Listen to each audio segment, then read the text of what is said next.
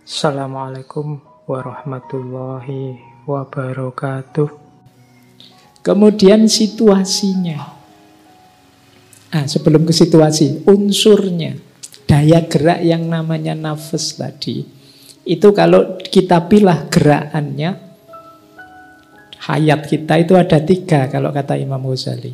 Ada gerak bahimah, ada gerak model sabuiyah, ada gerak model natiko.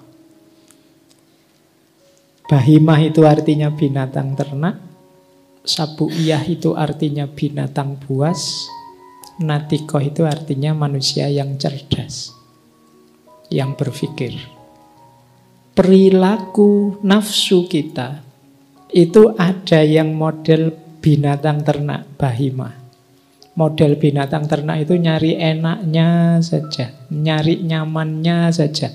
Yang di kepalanya isinya makan, minum, seks, pokoknya sejenis-jenis itu. Pikirannya ke situ-situ terus. Itu namanya orang kecenderungan nafsu, gaya gerak nafsunya gaya bahimah. Seperti binatang ternak. Binatang ternak itu kan begitu. Dia makan, minum, kawin, berketurunan, santai. Pokoknya ingin terjamin terus begitu. Jadi kalau yang hanya mikir uang, mikir harta, mikir makan, mikir aku nanti makan apa, besok anakku makan apa, dan seterusnya. Ini saja. Bukan, tidak boleh ya, tapi ini saja yang dipikir, yang jadi orientasi hidup. Itu namanya berarti nafsu kita, nafsu bahimah. Seperti binatang ternak. Ini harus kita kendalikan. Nah, terkendalinya nafsu ini, kata Imam Ghazali, namanya iffah. Iffah itu artinya kehormatan diri. Jadi, ya mudahnya begini loh. Orang itu kalau tidak hanya makan, tidak hanya mikir tentang makan, tentang minum, tentang seks, ya orang ini terhormat di masyarakat. Tidak mikir uang saja, tidak mikir. Orang menghargai dia, itu namanya iffah.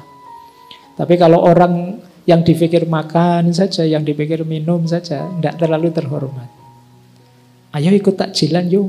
Buka puasanya apa kalau di masjid sana? Kalau di masjid sini bukannya apa? Sini dipikir mangan nih terus.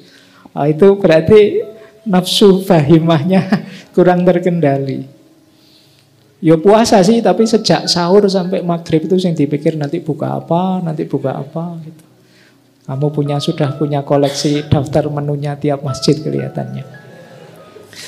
Ya, di masjid UGM apa, di masjid Sudirman apa, di masjid Suhada apa, itu kamu milih tiap hari itu. Jadi puasamu ya hanya dapat itu nanti. Jadi, nah ini kan sebenarnya kamu tidak berani kan kalau terang-terangan bilang begitu. Kenapa kamu malu kalau orang tahu bahwa kamu pikirannya hanya bukanya saja. Ini berhubungan dengan memang kehormatan diri. Kamu kan malu sekali kalau temanmu, ternyata kamu nyari buka ya, itu kan malu. Karena memang orang yang hanya mikir makan, mikir minum saja, itu kurang terhormat, kata Imam Ghazali. Kalau kita bisa mengendalikan ini, ya nanti dapat lah. Jangan khawatir, pasti dapat disiapkan takmir. Tapi kan bukan tujuan kita. Ini kita masih terhormat. Itu yang disebut iffah. Jadi besok kalian kerja, ya kerja. Tapi orientasinya jangan duit melulu, jangan kekayaan melulu, jangan itu melulu. Posisikan itu sebagai efeknya saja. Tidak sebagai tujuan utama. Kalau jadi tujuan utama, itu yang nanti disebut bahimah. Kita seperti binatang ternak. Bukan tidak boleh, tapi kita harus ngerti batasnya tadi. Yang kedua, unsur kedua yang saya sebut tadi, sabuiyah. Sabuiyah ini artinya sibak-sibak itu binatang buas. Binatang buas itu mode hidupnya adalah menang, mengalahkan, unggul. Puas kalau yang lain kalah, aku yang nomor 1. Ambisius, ini sabuiyah. Manusia itu normal, punya cita-cita, punya keinginan, tapi jangan keterlaluan. Kalau keterlaluan jadi sabuiyah ini. Kita seperti binatang buas.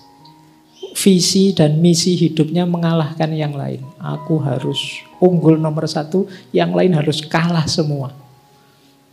Jadi bahwa kamu pengen jadi pinter oke, tapi pikiran yang lain harus kalah semua itu negatif.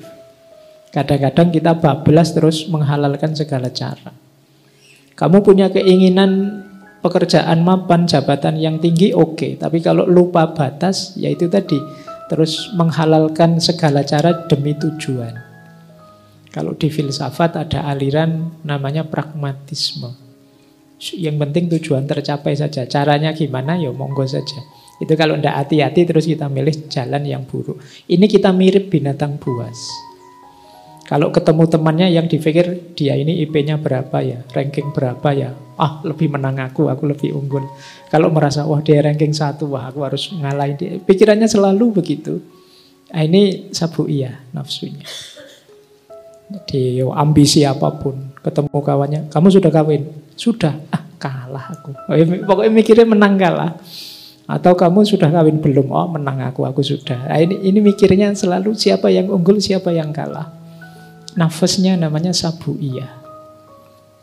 Padahal sekarang kampus-kampus itu ya visinya unggul semua. Unggul dan terkemuka. Unggul, pengen unggul semua. Tidak ada kok kampus yang kita mengalah saja, yang penting. Jadi kita biasa saja, ya, sukses alhamdulillah, tidak sukses kita tawakal. Itu tidak ada yang begitu ya, apa ambisius. Ya tidak apa-apa, asal ngerti batasnya. Jadi ini ciri nafas yang kedua. Jadi ini kalau terkendali, kalau tadi namanya iffah, yang kedua ini namanya syaja'ah. Syaja'ah itu berani.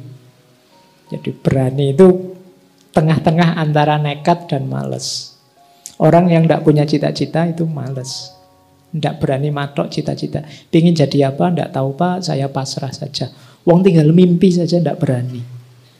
Boleh kamu mancang cita-cita apapun, setinggi mungkin tidak masalah. Baik, yang kedua. Yang ketiga natikoh.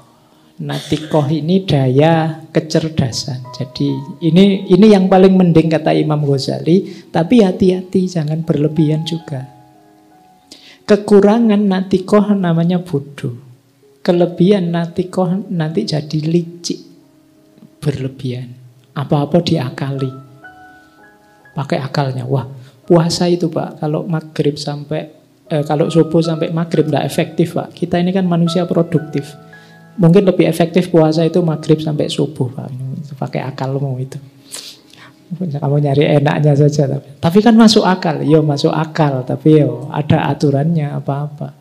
Nah, ini natiko bablas. Jadi agak licik. Kamu nyari-nyari selanya biar enak, biar seneng. Wah, saya itu banyak dosanya Pak. Dosa saya sebagian besar saya lakukan di rumah. Kalau gitu depan rumah tak kasih patung aja Pak. Kan malaikat tidak masuk rumah kalau ada patungnya. Jadi aman saya di dalam mau ngapain aja malaikatnya tidak tahu. Oke, itu pikiran. Bukan sering gitu, main trik. Saya kan korupsinya 1 juta.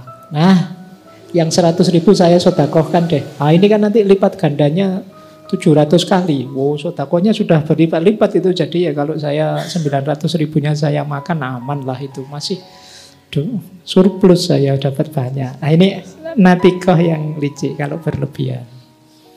Orang cerdas itu bagus, tapi bablas jadi licik. Nyari enaknya sendiri. Demi bahimah atau demi sabuiyah, kadang-kadang kan orang kan di level natikohnya terus bablas, jadi licik. Nah, ini juga harus kita puasai. Natikoh yang tengah-tengah, yang pas namanya hikmah.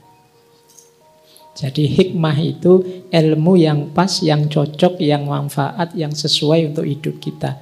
Tidak sekedar ilmu untuk ilmu yang kadang-kadang kita pakai untuk yang buruk-buruk.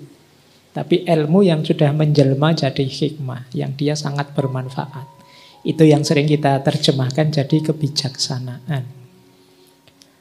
Baik, jadi ini unsurnya. Jadi nafas tadi yang dijelaskan Bu Ana yang isinya luar biasa tadi, dengan bagaimana kita harus mengendalikan, bagaimana mekanisme kerjanya. Nah ini kerangkanya, ini unsurnya 3 ini. Oke, untuk malam hari ini saya cukupkan sekian dulu. Mohon maaf kalau ada yang kurang berkenan, mungkin 1-2 kekurangan apa, mohon dimaklumi. Kalau ada kekhilafan, kealpaan yang teman-teman ngerti benernya seperti apa, ya silahkan disampaikan. Kurang lebihnya mohon maaf. Wallahul muwaffiq. Wallahu a'lam bissawab. Wassalamualaikum warahmatullahi wabarakatuh.